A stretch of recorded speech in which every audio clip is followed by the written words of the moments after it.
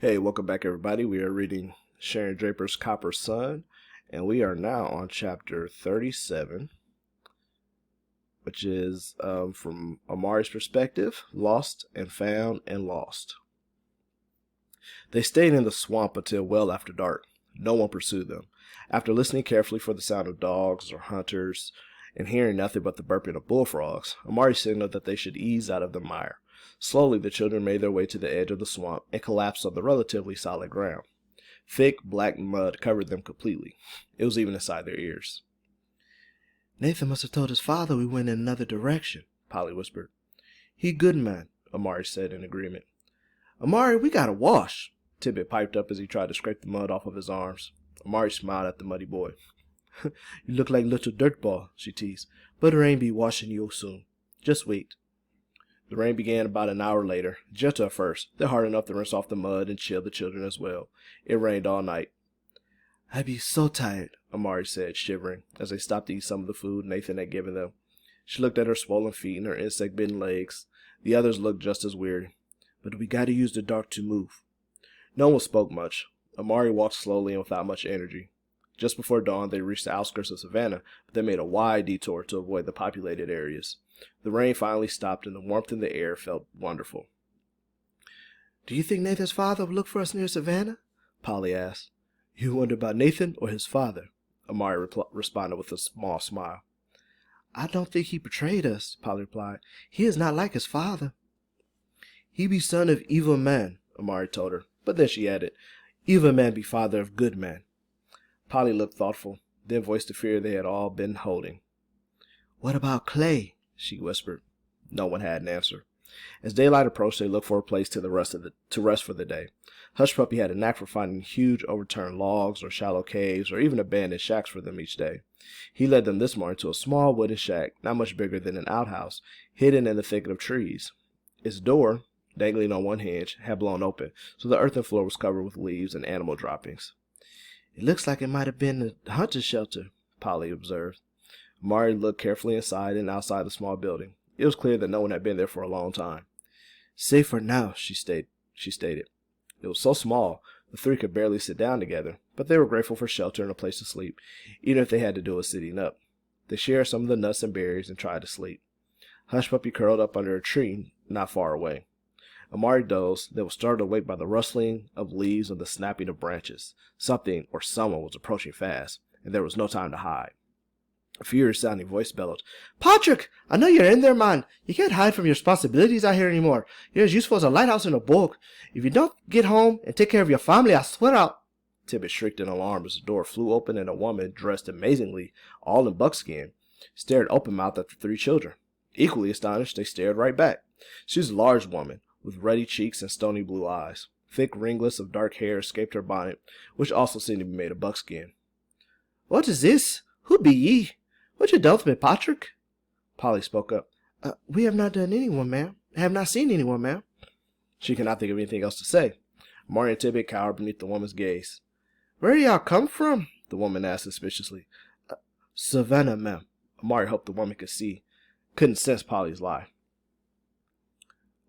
"What y'all doing at Patrick's shed?"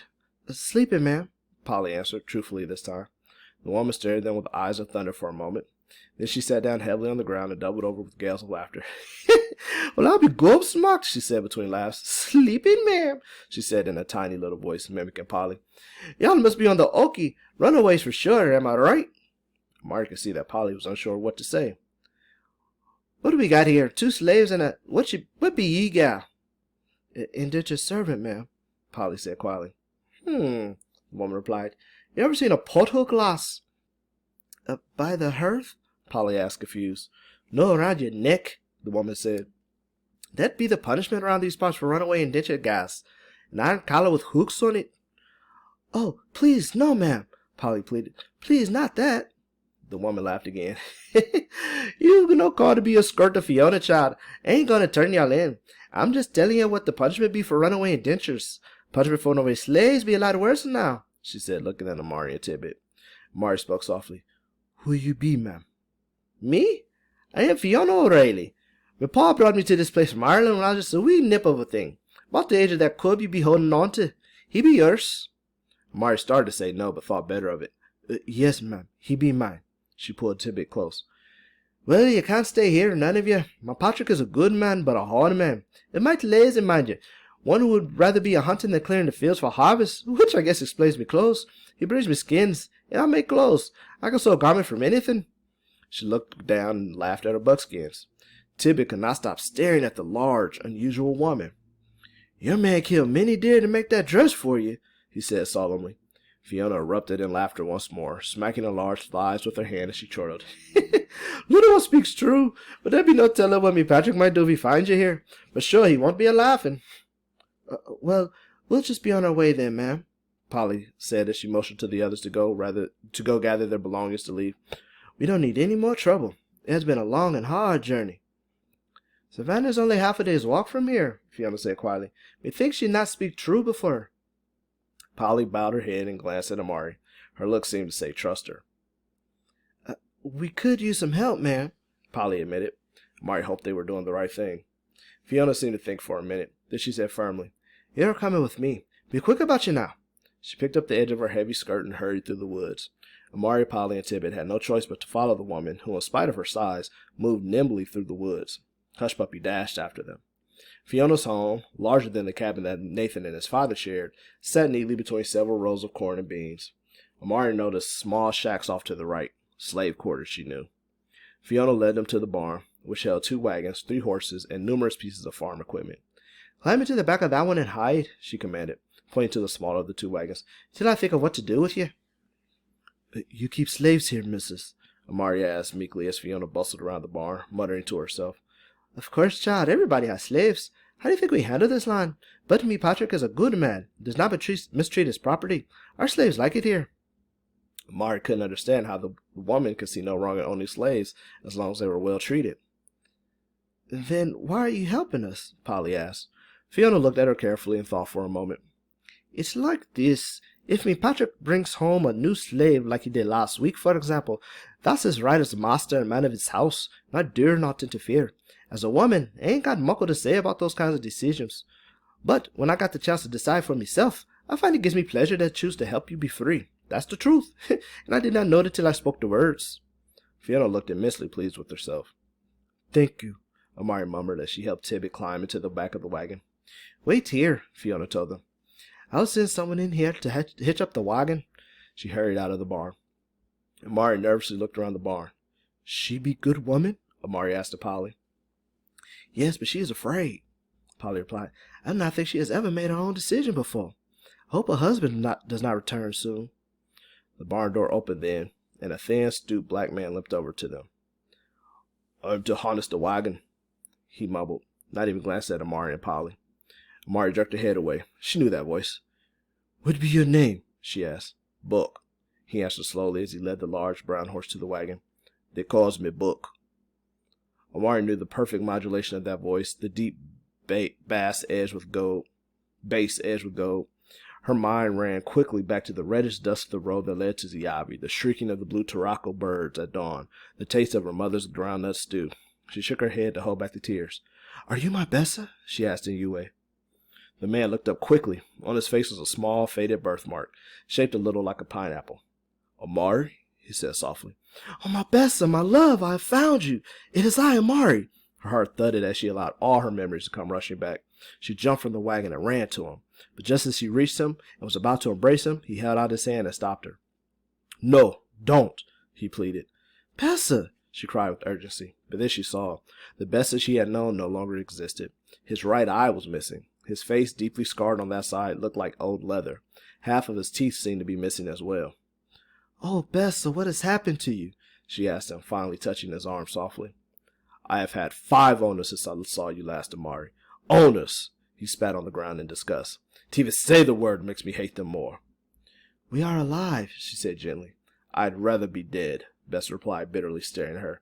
You've been treated well, then? She bowed her head. No, I have not. I have been raped. I have been beaten. I have been made to feel like I am nothing. But I live. My spirit is dead, he said, his voice empty. They beat it out of me with their whips, cut it out of me with their knives, shot it out of me with their guns. I can barely see, and every step causes me pain.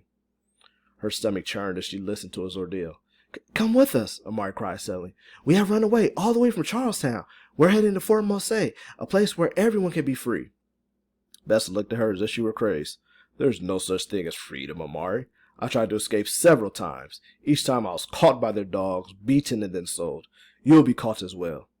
We will not be caught, Amari insisted. We've already come this far. Give yourself a chance to believe once more, she pleaded.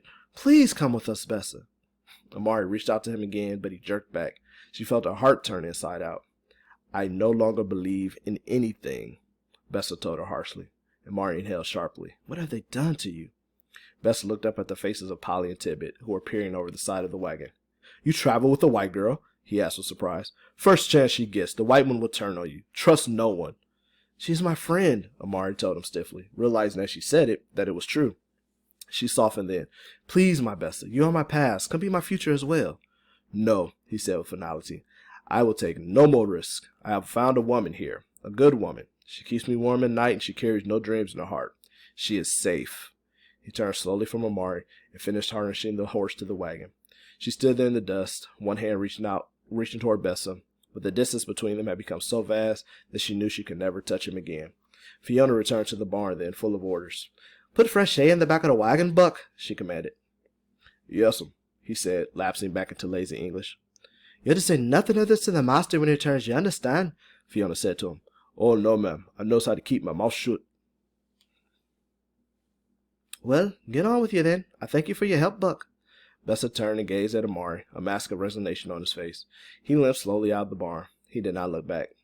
Polly touched Amari on the shoulder. Amari covered her face with her hands. Her shoulders heaved. She could barely contain her grief and her anger. It's not fair, she screamed to herself. Look what they have done to him. I hate the whites. I hate them. What's the problem, lass? Fiona asked with concern. You know that God prefers prayers to tears. Amari glanced up at the large woman and shook her head ruefully. Prayers? What good have they done? Then she pulled herself back to the reality that faced her. It was hard to hate what the whites had done and be thankful to Polly and this white woman in the same moment. I'd be grateful for your help, ma'am, Amari managed to say. Your kindness makes me much happy. Visibly pleased, Fiona showed them the bundle she had bought from the house. The first was a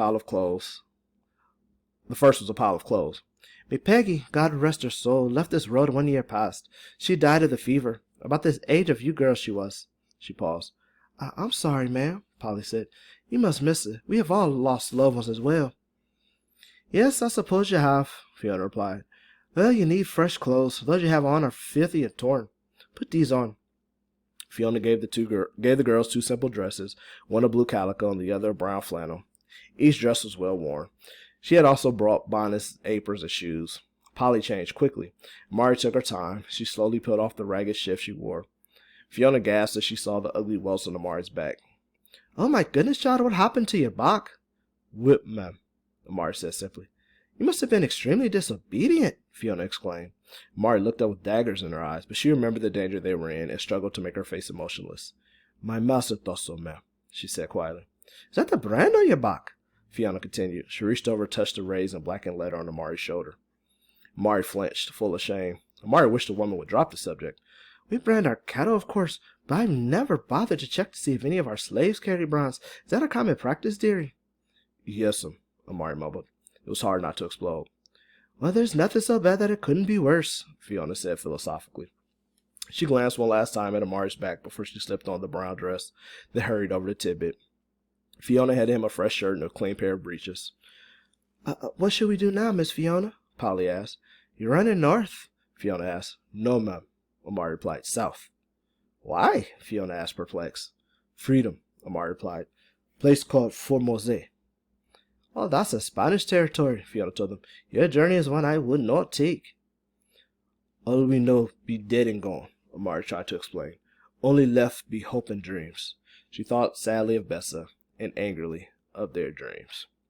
So we're going to stop right there because our time's almost up. So it's kind of a long chapter. The next video will be really short. So we'll kind of discuss, dissect, and talk about my butchering of switching back and forth between accents. So we'll discuss this when we get back. See you in the next one.